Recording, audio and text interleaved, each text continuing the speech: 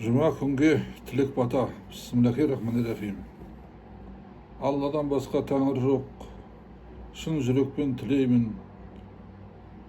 Бәрімізді фани дүниеде қонақ екенімізді білемін. 5 күн жалған өмірде тек сыйласып жүрейік. Ұмытып уайым қайғыны, жадырап шалқып өмір сүрейік. Асып шалқып тасымай қанағат етейік барына, жеткізбейді қу дүние, шүкіршілік етіп жүрейік. Жұма күнгі істерің оңынан болсын деп тілеймін. Бақыт, байлық, береке мол болсын екен деп тілеймін. Сапарға шыққан жандарға жолы болсын деп тілеймін.